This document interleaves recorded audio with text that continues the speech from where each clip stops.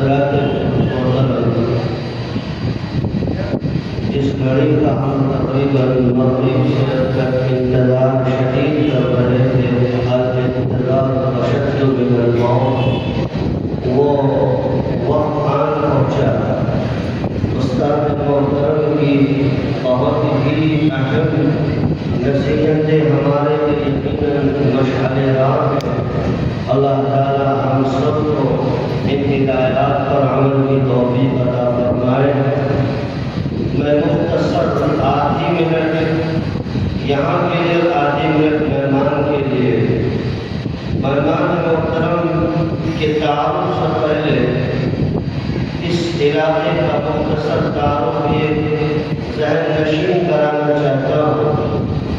حضرت شاہ ہارون پور، شاہ ہارون چشتی رحمۃ اللہ علیہ کے نام پر موجود شہر کا ایک مسلم آبادی کا بڑا حصہ ہے، جس کا نام اسلام آباد رکھا گیا تھا، لیکن زمانے کے کھپیڑوں نے بدل کر اس کو کھاتا کھیڑی کر دیا، اور آج الحمدللہ اس کھاتا کھیڑی میں اگر یوں کہا جائے کہ 99% ہی نہیں بلکہ 100% مسلمان آباد ہیں، اور تقریباً 100 سے زائد مساجد ہے، اور یہاں کے مسلمان اپنے کام گڑ کاری اور نقاشی کے نام سے جانے جاتے ہیں۔ دعا فرمائیں کہ اللہ تعالیٰ ہمارے ان بھائیوں کے کاروبار میں برکت عطا فرمائے۔ میں درخواست کروں گا اس مسجد کے متولی جناب الحاج سلیم احمد صاحب جو آج شرپور اینڈ ٹریول کے چیئرمین ہیں، اور حاجی شاہنواز صاحب جو سابق پارشد ہیں، اور انشاءاللہ مستقبل میں بھی وہ پارشد ہی نہیں بلکہ ایم کے امیدوار بنے، اللہ کرے۔ ہم سب کی دعا ہے حاجی شاہنواز صاحب آگے آ جائیں، اور حاجی محمد سلیم صاحب ہم سب کی طرف سے اپنے مہمان کا استقبال شان اٹھا کر کریں، اور حضرت مفتی صالح صاحب کے مبارک ہاتھ میں اس میں شامل ہو جائے۔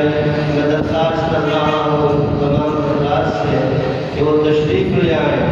آنے والی عظیم المرتبہ شخصیت کوئی معمولی نہیں بلکہ غیر معمولی صلاحیتوں کی حامل ہے، اور اللہ تعالیٰ نے بیان و زبان و کلام ہر نعمت سے حضرت کو مالا مال کیا ہے۔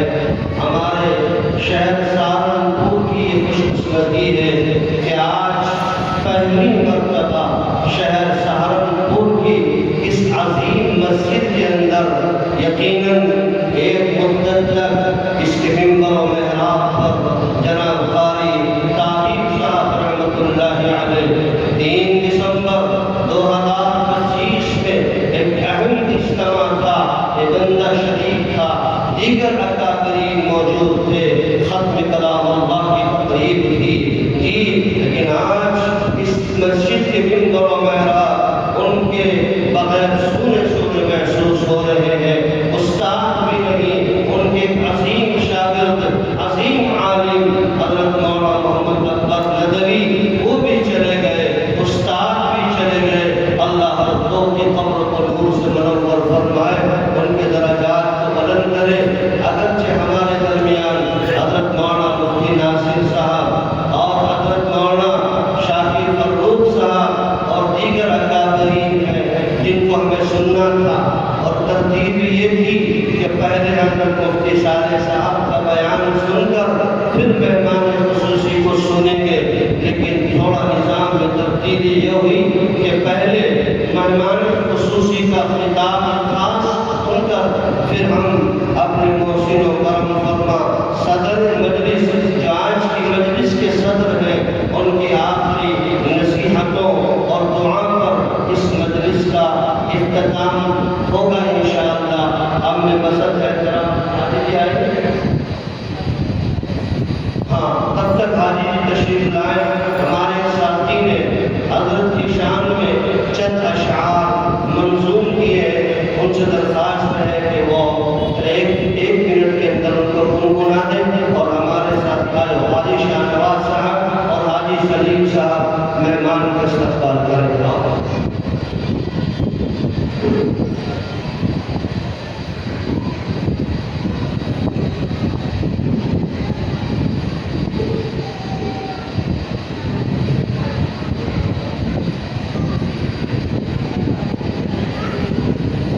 میری خوش نصیبی ہے کہ حضرت مولانا کی موجودگی میں کچھ اشعار پڑھنے کا موقع ملا.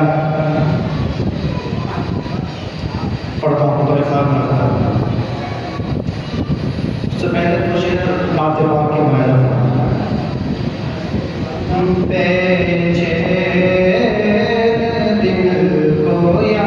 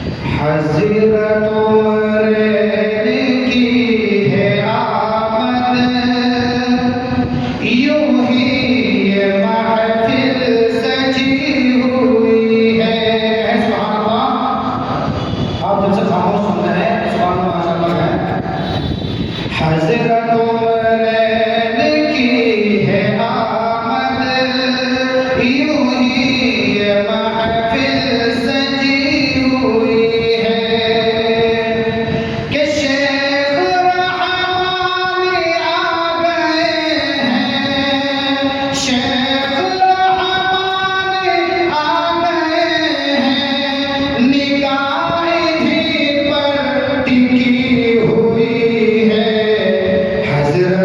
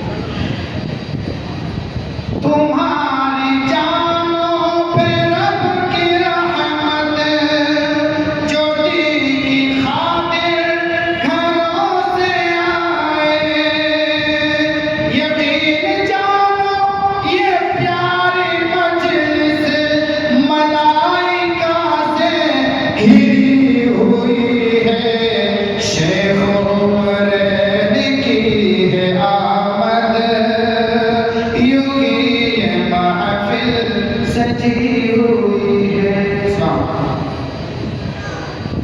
ماشاءاللہ آج جس مہمان کی آمد کا ذریعہ بنے ہیں، ہمارے ایک نوجوان عالم بھی، ایک بہت بڑے عالم کے صاحبزادے حضرت مولانا محمد یعقوب صاحب بلندشہری کے صاحبزادے جناب مولوی سعید الصفر سلمہ ہو، ہم ان کے ممنون مشہور ہیں کہ انہوں نے آج ہمیں یہ موقع دیا۔ ایک جماعت کو ہم سنتے ہیں جمعیت علماء، لیکن دوسری جماعت کو صرف علماء کو جانتے ہیں، مسلم رسول اللہ بورڈ، یہ وہ تنظیم ہے، یہ بورڈ ہے جو اسلامی جتنے بھی لا ہے اور جو بھی شرعی قانون ہے ان تمام کی باریکی سے نگہداشت اور نگرانی کرتا ہے۔ وہ بورڈ ملک بھر کے مقتدر علماء پر مبنی ہے، حضرت والا اس کے سیکرٹری ہیں، اور ایک بہت بڑی خانقاہ کے سجادہ نشین خانقاہ رحمانیہ مالیگاؤں کے شیخ طریقت پیر وقت حضرت مولانا محمد عمرین صاحب ادب اللہ فیوزہ العظیمہ ہمارے درمیان تشریف فرما ہے۔ حضرت کی آمد پر ہم والہان استقبال کرتے ہوئے بسط احترام درخواست کرتے ہیں کہ اپنی والہانہ ناصحانہ عارفانہ نصیحتوں سے ہمارے قلوب کو جلا بخشے۔ اللہ تعالیٰ کی عمر میں برکت عطا فرمائے۔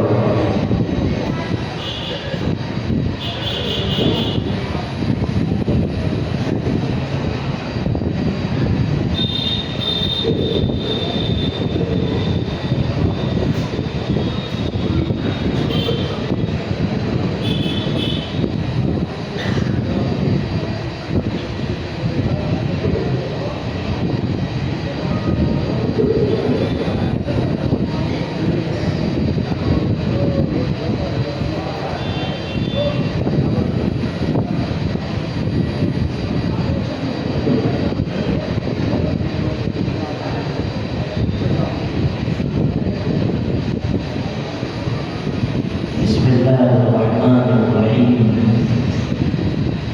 وبه نستعين والصلاة والسلام على النبي الأمين محمد وآله وصحبه أجمعين، أما بعد. قال الله تعالى بعد أعوذ بالله من الشيطان الرجيم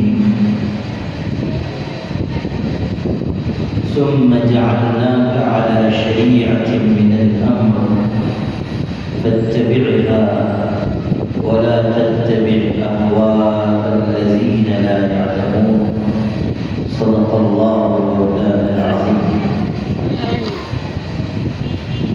اس جلسے کے صدر محترم برادر مکرم حضرت مولانا مفتی صالح صاحب،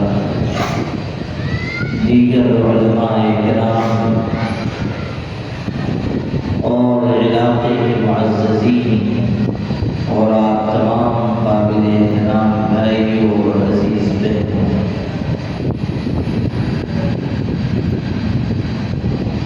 سہارنپور کی بابرکت سرزمین پر حاضری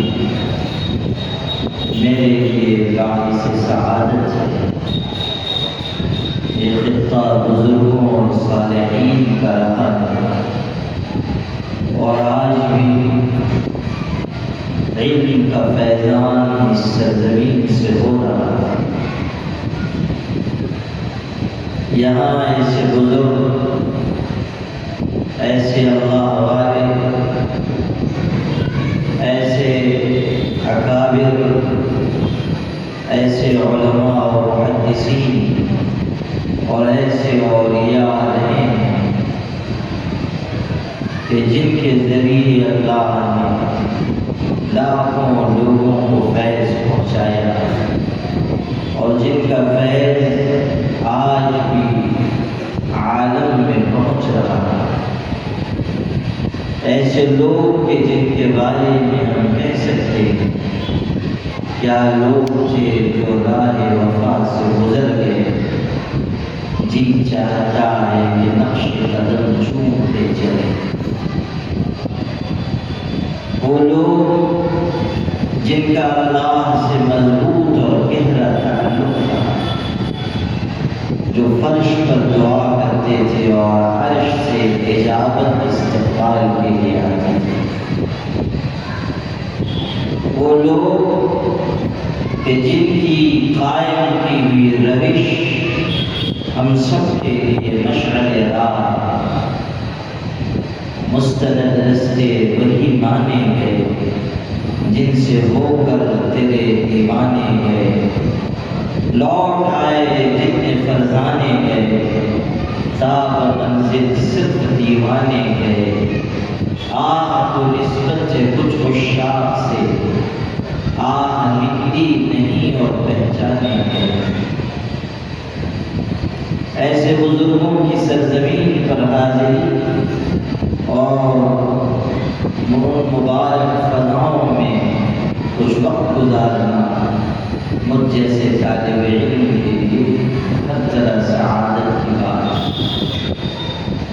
آج کا یہ اجلاس ایک اہم موضوع پر رکھا گیا ہے، ملک کے موجودہ حالات اور ہماری ذمہ داریاں۔ وقت مختصر رہ گیا ہے، میں چاہتا ہوں کہ اس موضوع پر چند ضروری اور اہم باتیں آپ سے عرض کریں۔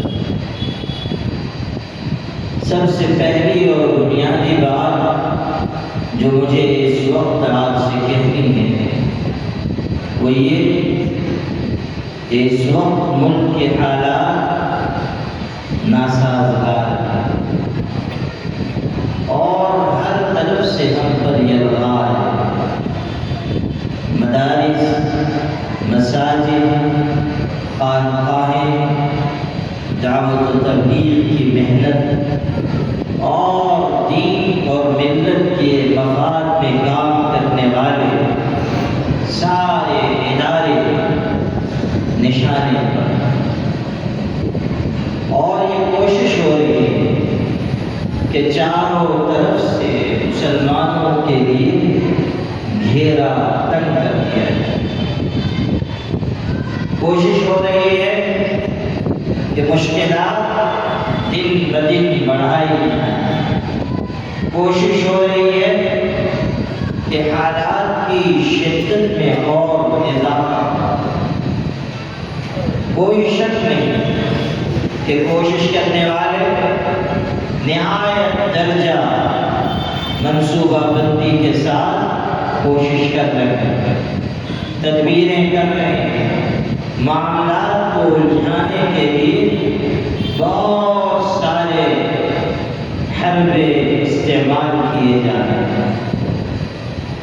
ایسے نازک وقت میں ہماری سب سے پہلی اور بنیادی ذمہ داری یہ ہے کہ ہم اپنے حوصلے اور عزم کو تازہ اور جوان رکھیں اور یہ احساس ہمارے ذہن میں، ہمارے دل میں رہے کہ ہمیں اس سرزمین پر اللہ کے دین کے ساتھ جینا ہے اور اللہ کے دین کے ساتھ دنیا سے رخصت ہونا ہے۔ یاد رکھیے، مرتے وہ ہیں جو ڈر جاتے ہیں اور راستے سے وہ بھٹکتے ہیں جو حالات کی سختی کی وجہ سے خوف زدہ ہو جاتے ہیں۔ ہمیں تو یہ بتایا گیا کہ جب حالات آئیں، مسائل آئیں، مشکلات آئیں، دشواریاں آئیں تو ہمارے ایمان میں اضافہ ہو، ہمارے یقین میں اضافہ ہو۔ ارشاد ہے الذین قال لهم الناس ان الناس قد جمعوا لكم فاخشوهم فزادهم ایمانا وقالوا حسبنا اللہ ونعم الوکیل۔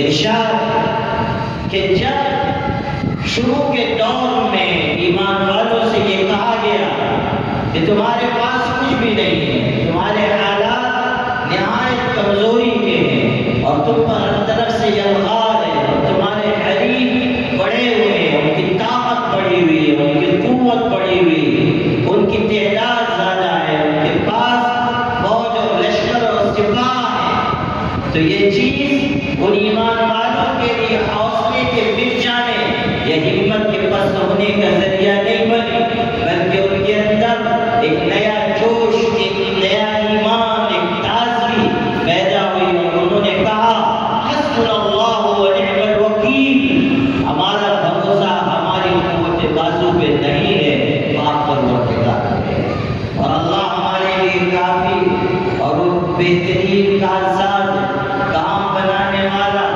اور تمام مشکلات کو دور کرنے والا اور نجات کی راہ پیدا کرنے والا صرف اللہ ہے، تمام اختیار و اقتدار کا مالک اللہ ہے، پورے نظام کائنات کو اپنے اشاروں سے چلانے والا اللہ ہے۔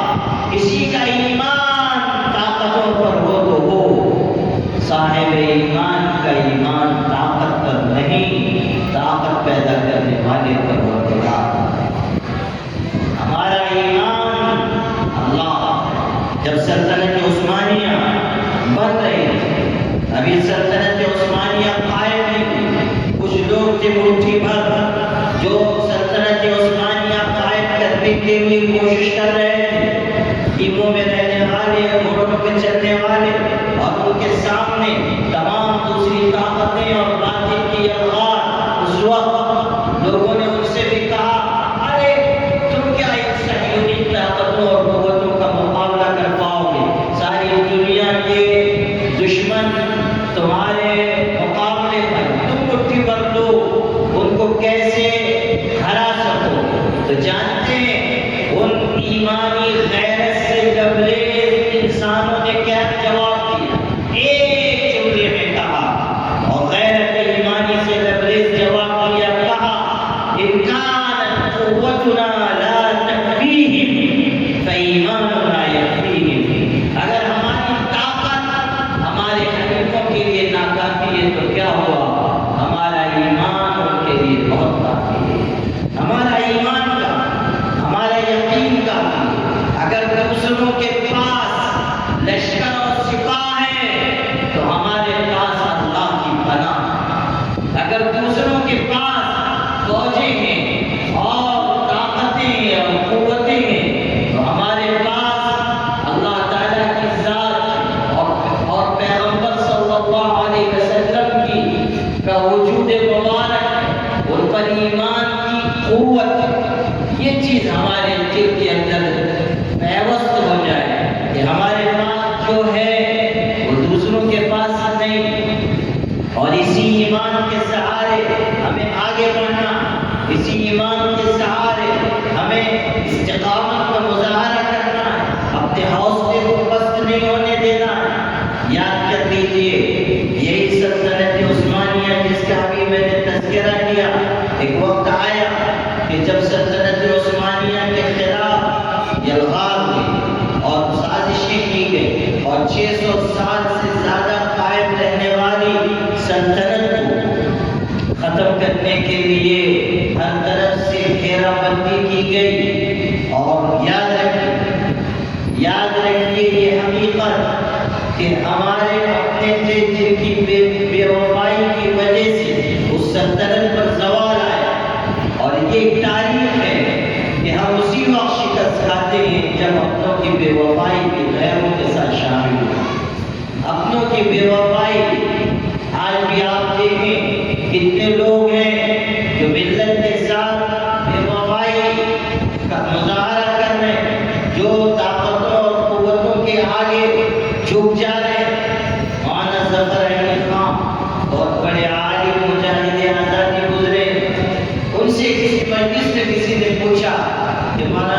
مسلمانوں کی پستی کا راز کیا ہے؟ ارشاد فرمایا، ایک جملے میں جواب دیا، فرمایا مسلمانوں کی پستی کا راز یہ ہے کہ ان کا کوئی راز نہیں، ان کا کوئی راز نہیں۔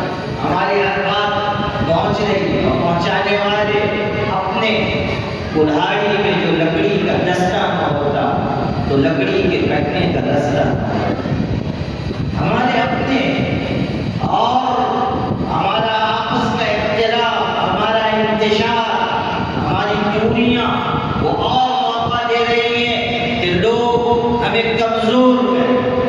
ارشاد ربانی ہے، لا تنازعوا فتفشلوا وتذهب ريحكم واصبروا ان اللہ مع الصابرین۔ ہمارا آپس کا انتشار ہمیں کمزور کرے گا، ہمارا روب ختم کرے گا، دوسروں کو موقع دے گا کہ ہم پر یلغار کریں۔ پوری تاریخ ہمیں بتا رہی ہے کہ جب تک ہمارے درمیان اتحاد تھا، زمانہ ہماری ٹھوکروں میں تھا، اور جب ہم میں انتشار پیدا ہوا تو ہم خود زمانے کی ٹھوکروں میں آئے، ہم خود زمانے کی ٹھوکروں میں آئے اور ذلیل ہوئے۔ آج یہ موقع نہیں ہے کہ ہم تقسیم در تقسیم ہو، آج تو موقع اس کا ہے کہ مسلکوں اور جماعتوں اور گروہوں سے بالا تر ہو کر ملت واحدہ بن جائیں اور قرآن کے اس ارشاد پر عمل کریں، وَاعْتَصِمُوا بِحَبْلِ اللَّهِ جَمِيعًا وَلَا تَفَرَّقُوا۔ اللہ کی رسی کو مضبوطی سے تھام لو اور تقسیم در تقسیم کا شکار نہ ہو جاؤ، اپنی قوت کو مضبوط بناؤ، اپنے آپ کو ملت کا وفادار بناؤ، اجتماعیت کے راستے پر چلو۔ ہر وہ آواز جو انتشار کی ہو اس کو ملت سے نکال، اور ہر وہ چیز جو ہمارے درمیان عصبیت لائے، تحزب لائے، اس کو اپنے سماج سے دور کرو۔ نبی کریم صلی اللہ علیہ وسلم کے دور میں ایک واقعہ ہوا، ایک مہاجر صحابی کے ساتھ کوئی بات ہوئی، انہوں نے کہا یا للمہاجرین، اے مہاجروں آؤ۔ سامنے مقابل میں انصاری صحابی تھے، انہوں نے کہا یا للانصار، انصاری صحابیوں آپ آؤ میری مدد کرو۔ مہاجروں کو یہ بلا رہے، انصار کو وہ بلا رہے، دونوں طرف آواز لگ رہی ہے، لوگ جمع ہونے لگے، قریب تھا کہ جھگڑا ہو جائے۔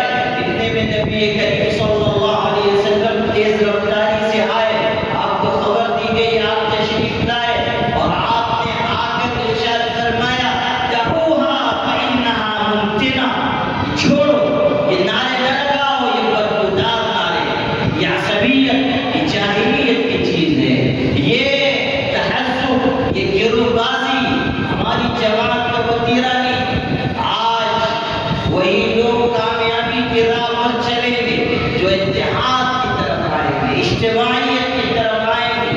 اور انڈیا مسلم پرسنل لا بورڈ اس ملک میں مسلمانوں کی اجتماعیت کا سب سے بڑا علم بردار پلیٹ فارم ہے۔ اس نے تمام مسلک کے مسلمانوں کو جمع کیا، شیعہ، سنی، دیوبندی، بریلوی، مقلد، غیر مقلد، اور تمام جماعتیں اور تمام تنظیمیں اور تمام ملی وحدتیں یہاں آ کر مجتمع ہیں، اور اللہ نے اس ملک کے مسلمانوں کو یہ اجتماعیت عطا کی ہے، اور اسی کی برکت ہے کہ جب مسلم پرسنل اللہ پر یلغار ہوتی ہے، شریعت میں تبدیلی کی بات ہوتی ہے، یونیفارم سول کوڈ کے لباس کی بات ہوتی ہے، تو ہم صاف کہتے ہیں کہ ہم اس ملک میں اللہ کی شریعت کے ساتھ زندگی گزاریں گے۔ یاد رکھیے خدا تعالیٰ کا اتارا ہوا نظام سب سے پاکیزہ، متوازن، جامع اور معتدل نظام ہے، اسی لیے ارشاد ہے ثم جعلناك على شريعة من الأمر فاتبعها ولا تتبع أهواء الذين لا يعلمون۔ ارشاد ہے کہ یہ شریعت ہم نے عطا کر دی،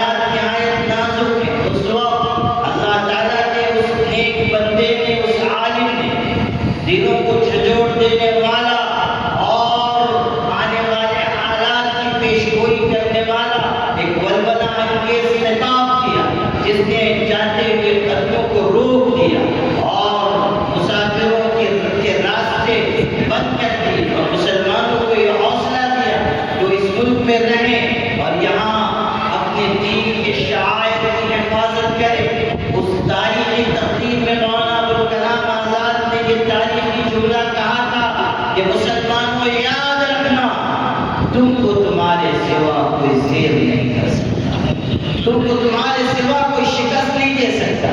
جب بھی تم شکست کھاؤ گے اپنوں کی وجہ سے، میں آپ کو سلطنت عثمانیہ کا واقعہ بتا رہا تھا کہ جب اس سلطنت پر زوال آیا اور دشمنوں نے اس کو چاروں طرف سے گھیر لیا اور اپنوں کی بے وفائی میں شامل ہو گئی، تو اس وقت یہودیوں کے نمائندے نے، صہیونیوں کے نمائندے نے آخری خلیفہ سلطان عبدالحمید سے کہا کہ آپ ضد مت کیجیے، آپ اپنا اقتدار چھوڑ دیجیے، ہمارے مطالبات مان لیجیے، ورنہ آپ کا اقتدار بچے گا نہیں۔ اور سمجھ لیجیے کہ آپ چاروں طرف سے گھر چکے ہیں، اور سمجھ لیجیے کہ آپ کی حالت وہی ہے جو 32 دانتوں میں گھری ہوئی زبان کی ہوتی ہے۔ آپ اور آپ کے سلطنت چاروں طرف سے محاصرے میں گھری ہوئی، ایسے جیسے 32 دانتوں میں گھری ہوئی زبان ہوتی ہے۔ تو آپ اس لیے ضد چھوڑ دیں۔ جانتے ہیں اس عظیم شخصیت نے کتنا خوبصورت جواب دیا، کہنے لگے کہ میں جانتا ہوں کہ میں اور میری سلطنت ہر طرف سے گھر چکے ہیں، مگر یاد رکھیے کہ 32 کے 32 دانت گر جاتے ہیں مگر زبان اپنی جگہ سلامت ہے۔ یعنی ہم 32 دانتوں کے حصار میں جس طرح زمین، جس طرح زبان گر جاتی ہے، اسی طرح ہم گر چکے ہیں، لیکن قانون قدرت، قانون فطرت یہ ہے کہ دانت گر جاتے ہیں، زبان سلامت رہتی ہے۔ اللہ نے اس ملت کو مٹنے کے لیے نہیں بنایا، اللہ نے اس ملت کو ختم ہونے کے لیے نہیں بنایا، اللہ نے دین کو مکمل فرمایا اور دین کے غلبے کا فیصلہ کر دیا۔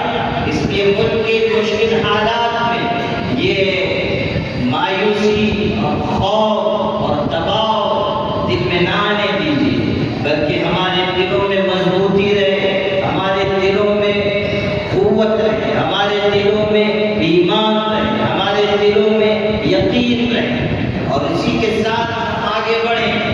یہ بھی یاد رکھیے کہ شریعت اسلامی پر عمل ہمارے لیے نجات کا راستہ ہے۔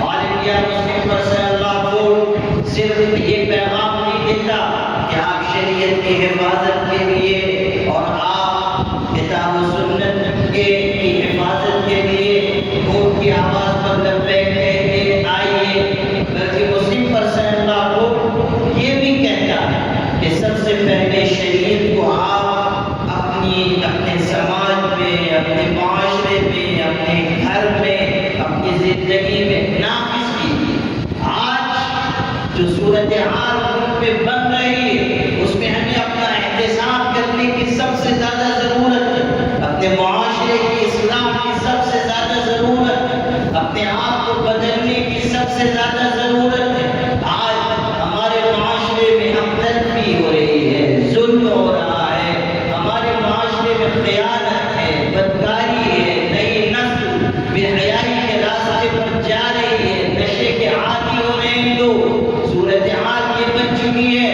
کہ ہمارے سماج میں، ہمارے معاشرے میں بے نمازیوں کی کثرت، شرابیوں کی کثرت، ہمارے معاشرے میں حق دبانے والوں کی کثرت۔ جس وقت وراثت کا معاملہ چل رہا تھا اور عدالت میں بھی تھا، ہم لوگوں نے ایک مجلس میں بہت اچھی طرح قانون وراثت پر گفتگو کی، غیر مسلم حضرات بھی تھے، ان کو یہ سمجھانا تھا کہ اگر عورت کو آدھا حصہ دیا جاتا ہے تو اس کی خدمتیں یہ ہیں، اور چونکہ وہ پڑھے لکھے لوگ تھے انہوں نے اس کو سمجھا، لیکن ایک سوال کیا انہوں نے جس کا جواب ہمارے پاس نہیں تھا، نہ اس وقت تھا نہ آج تھا۔ ان لوگوں نے یہ کہا کہ ٹھیک ہے، اسلامی شریعت نے آدھا حصہ متعین کیا، اس کی لاجک ہے، اس کی حکمت ہے، ہم نے سمجھ لی، لیکن یہ بتائیے کہ آدھا حصہ جو شریعت نے مقرر کیا ہے، آپ کے سماج کے لوگ وہ آدھا حصہ بہنوں کو کیوں نہیں دیتے؟ وہ آدھا حصہ کیوں نہیں ادا کیا جاتا؟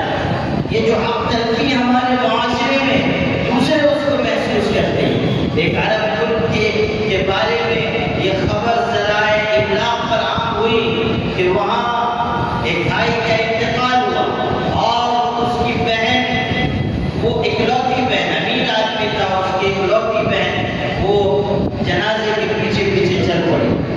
اس کو لوگوں نے روکا کہ آپ نہ آئیں، عورت کو نہیں آنا چاہیے، مگر اس نے نہیں مانا. اور وہ آئی. جب قبرستان میں تدفین ہوئی، اس کو قبر میں لٹایا گیا، اس کے بھائی کو، اور مٹی ڈال دی گئی.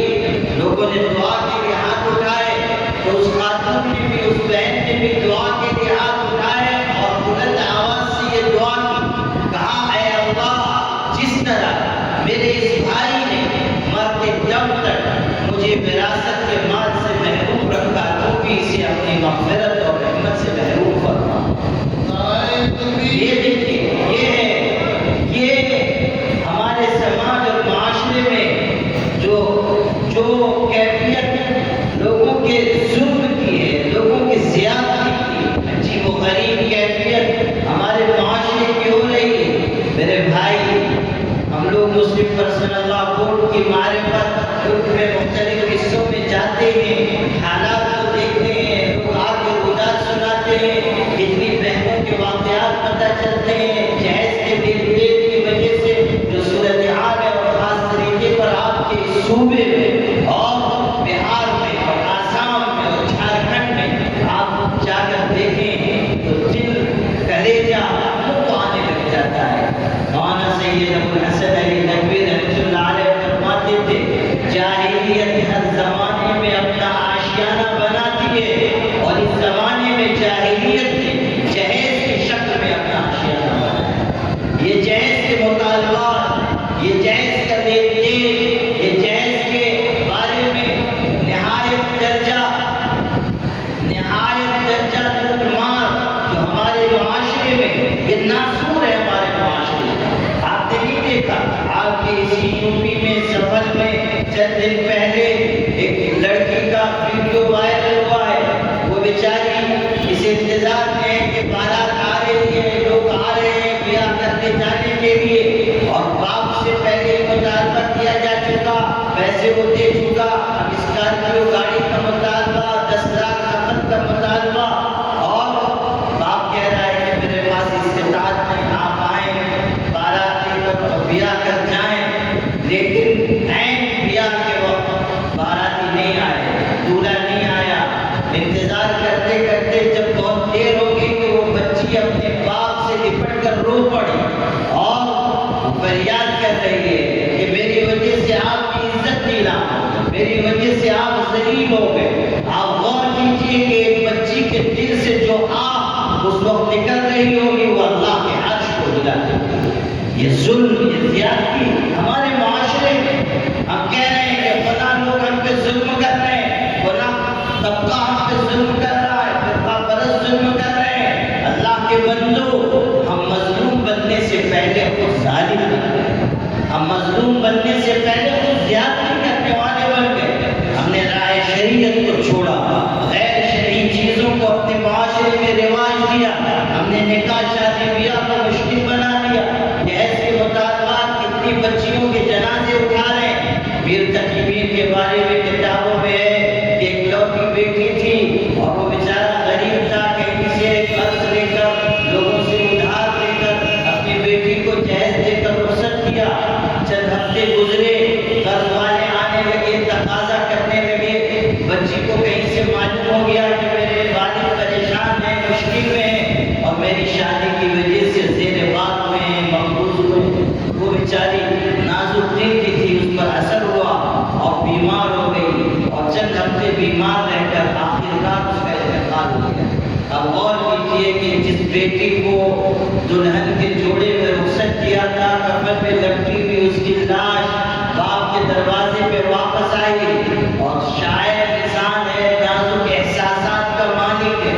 جب بیٹی کو کفن میں لپٹا ہوا دیکھا تو یہ پردرد شعر اس نے کہا، اب آیا ہے خیال، اے آرام جاں اسلام مرادی میں. اب آیا ہے خیال، اے آرام جاں اسلام مرادی میں. کفن دینا تجھے بھولے تھے ہم اسباب شادی. یعنی ایک چیز رہ گئی تھی کہ تیرا کفن بھی سامان شادی میں رکھ کر دے دیتے، بس سامان مکمل ہو جاتا. ایک باپ کے دل کا درد سمجھ، ایک باپ کے دل کا غم سمجھیے.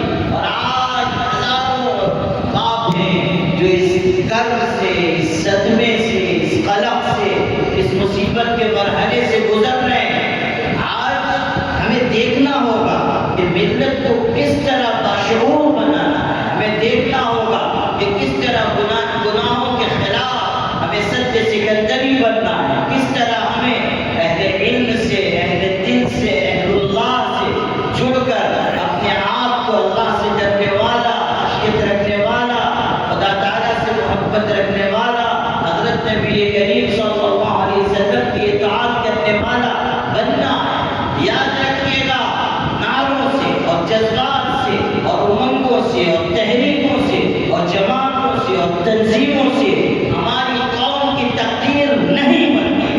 ہماری قوم کی تقدیر اگر بدلے گی حسن نیت اور حسن عمل سے بدلے گی. ہماری قوم کی تقدیر اگر بدلے گی اللہ کے آگے جھک جانے سے، راتوں میں اٹھ کر رونے سے، یہ گڑانے سے، خدا تعالیٰ کے آگے آنسو بہانے سے. تتجافى جنوبهم عن المضاجع يدعون ربهم خوفا وطمعا ومما رزقناهم ينفقون. قرآن کوئی قصے کہانی کی کتاب نہیں ہے، قرآن انقلابی کتاب ہے. قرآن پیر کے ناخن سے لے کے پیشانی کے بال تک انسانوں کو تبدیل کرنے والی کتاب ہے. قرآن بتا رہا ہے کہ کس راہ پر چل کر کامیابی تم پا سکو گے. سرخروئی کی اگر تلاش وہ کہاں ملے گی؟ یاد رکھنا، کامیابی دن کے اجالے میں نہیں ملا کرتی، کامیابی رات کے اندھیرے میں گرم آنسوؤں میں ملا کرتی ہے. ہمارے یہاں کی ایک شاعر کا شعر ہے، ندامت کے چراغوں سے بدل جاتی ہیں تقدیریں، ندامت کے چراغوں سے بدل جاتی ہیں تقدیریں. اندھیری رات کے آنسو خدا سے بات کرتے ہیں، اندھیری رات کے آنسو خدا سے بات کرتے ہیں. یہی ہمارے بزرگوں نے سکھایا. شیخ الحدیث حضرت مولانا محمد زکریا صاحب رحمۃ اللہ علیہ، حضرت مولانا خلیل احمد صادق پوری رحمۃ اللہ علیہ، حضرت مولانا مفتی مظفر حسین صاحب، شیخ الحدیث حضرت مولانا یونس صاحب، حضرت مولانا محمد عابد صاحب اور جتنے بزرگ، جتنے ہمارے اکابر بڑے گزرے، سب کا یہی پیغام تھا کہ اللہ اس کے رسول سے وفاداری نبھاؤ.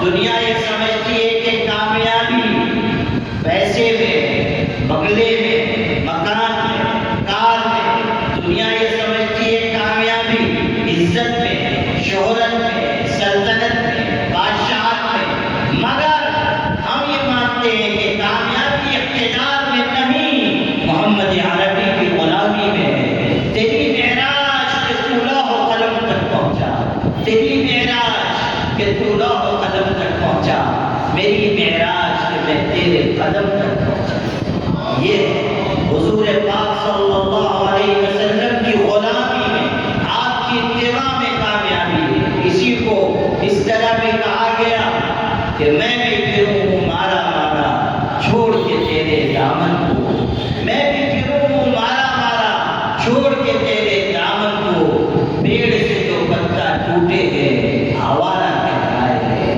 اگر ہم حضور کے دامن سے الگ ہو جائیں گے پھر ہمیں کوئی کامیابی نہیں دلا سکتا.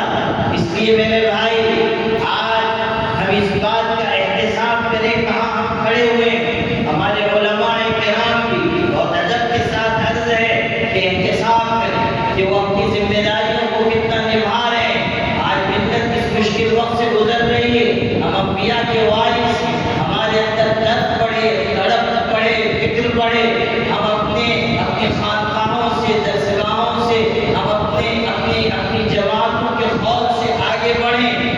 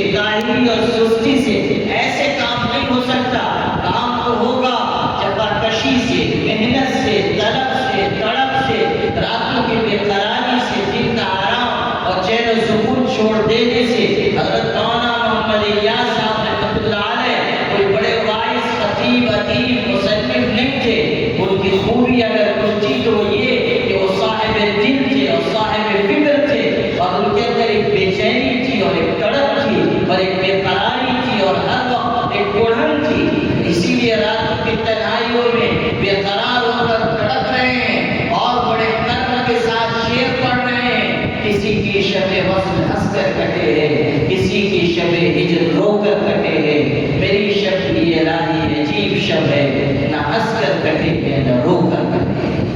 یہ ہے درد، یہ ہے تڑپ، یہ ہے فکر۔ اگر ہم ان کا نام لیتے ہیں تو ہمیں ان کی فکر کا بھی وارث بننا چاہیے، ہمیں ان کی تڑپ کا وارث بننا چاہیے۔ حضرت علامہ انور شاہ کشمیری رحمۃ اللہ علیہ اتنے بڑے محدث، اسلام کی 5 صدیوں میں اتنا بڑا عالم نہیں پیدا ہوا، لیکن سخت بیماری کے عالم میں امت کو بچانے کے لیے بہاولپور جا رہے ہیں، انگریز جج کے سامنے گھنٹوں قادیانیت کے خلاف بیان دے رہے ہیں، اور حالت یہ ہے کہ ڈاکٹر کہہ رہے ہیں کہ آپ کی بچنے کی امید بہت کم ہے، سفر سے روک رہے ہیں۔ جب گئے بہاولپور، جمع ہوئے جامع مسجد میں، حضرت کھڑے ہوئے، ارشاد فرمایا کہ ڈاکٹروں نے کہا تھا کہ آپ نہ جائیں، بیماری پڑی ہوئی ہے، لیکن میں نے یہ سوچا کہ میرے پاس آخرت میں نجات کے لیے کوئی عمل نہیں ہے، اس لیے آیا ہوں کہ بس یہ عمل قبول ہو جائے تو میری نجات ہو جائے، میری مغفرت ہو جائے۔ لوگ رو پڑے اور لوگوں کی چیخیں نکل گئیں، اتنا بڑا عالم محدث یہ کہہ رہا ہے۔ ان کے شاگرد تھے مولانا عبدالحنان، مجمع میں کھڑے ہو گئے، روتے ہوئے کہنے لگے حضرت آپ کے پاس تو ایسا عمل ہے، ایسا عمل ہے، اور تعریف کی آپ ایسے ہیں، آپ ویسے ہیں۔ حضرت سنتے رہے۔ اس کے بعد جب وہ بیٹھ گئے، ارشاد فرمایا ایک صاحب نے ہمارے بارے میں مبالغہ کیا، اور پھر یہ جملہ کہا جو ہم اہل علم کے سننے کا ہے۔ ارشاد فرمایا ہم پر یہ بات کھل چکی کہ گلی کا کتا بھی ہم سے بہتر ہے اگر ہم ختم نبوت کا تحفظ نہ کر سکیں۔ گلی کا کتا بھی ہم سے بہتر ہے اگر ہم تحفظ ختم نبوت کا کام نہ کر سکیں۔ فتنوں کے خلاف ہمیں کھڑا ہونا چاہیے۔ آج شکیلیت کا فتنہ ہے، آج قادیانیت کا فتنہ ہے، آج گوہر شاہیت کا فتنہ ہے، انکار حدیث کا فتنہ ہے، الحاد و تحریت کا فتنہ ہے، جدیدیت کا فتنہ ہے، آج برائیوں کے فتنے ہیں، آج فتنے بارش کے قطروں کی طرح برس رہے ہیں۔ فتن کقطع اللیل المظلم، اندھیری رات کے ٹکڑوں کی طرح فتنے آ رہے ہیں، ایسے فتنے کہ انسان شام کو مومن ہو صبح کافر ہو جائے، اور صبح مومن ہو شام کو کافر ہو جائے۔ ایسے خطرناک فتنے اس دور میں اہل علم کی ذمہ داری بہت بڑی ہوئی ہے۔ ہم سب اپنے اندر احساس جوابدہی پیدا کریں، ہمارے اندر فکر آئے، طلب آئے، تڑپ آئے، اپنی تحریکات کو عام کریں، مسلم پرسنل لا بورڈ کی آواز کو گھر گھر پہنچائیں، جمعیت علماء کی آواز کو پہنچائیں، ہماری جو جماعتیں ہیں ان کو مضبوط بنائیں، اپنی قیادت پر اعتماد کو بحال کریں، اور ہر عالم، ہر امام ایک نقیب بن جائے، ایک داعی و مبلغ بن جائے، اور جمعہ کے خطبات کو منظم کریں، اور ملت اسلامیہ کی ہمہ جہت رہبری کریں۔ ضرورت ہے کہ ہم سماجی کاموں کو بڑھائیں، ضرورت ہے کہ ہم تعلیم کو عام کریں، ضرورت ہے کہ ہم غریب بچیوں کے نکاح کا انتظام کرائیں، ضرورت ہے اصلی تعلیم کے محفوظ ادارے قائم کریں، ضرورت ہے شادی بیاہ کی تقریبات کو آسان سے آسان تر بنائیں، تمام رسم و رواج کو دور کریں، اور صاف ستھرے اور بیدار راستے پر آئیں، صاف شفاف توحید کو اپنائیں، بدعت کو قریب نہ آنے دیں، شرک کی کوئی بو پیدا نہ ہونے دیں، اور اگر ہم کو مجبور کیا جائے شرک پر تو ہم کہیں کہ ہماری جان جا سکتی ہے مگر ایمان نہیں جا سکتا ہے۔ ہم صاف کہیں کہ اگر جان دینی پڑے گی جان دے دیں گے، اور اس وقت ہمارے لہو کا آخری قطرہ جو زمین پر گرے گا اس سے بھی صدائے لا الہ الا اللہ محمد رسول اللہ۔ اس یقین کے ساتھ اس ملک میں ہمیں جینا ہوگا۔ یاد رکھیے حالات آتے ہیں اور گزر جاتے ہیں، ضرورت اپنے آپ کی تبدیلی کی ہے۔ جب ہم تبدیل ہوں گے تب ملک تبدیل ہوگا، جب ہم تبدیل ہوں گے تب زمانہ تبدیل ہوگا، جب ہم بدلیں گے تو یہ جو مصائب کی بدلیاں ہیں یہ بھی چھٹیں گی، اور اللہ انصاف کا سورج طلوع کرے گا۔ بس انہی کلمات پر میں اتفاق کرتا ہوں۔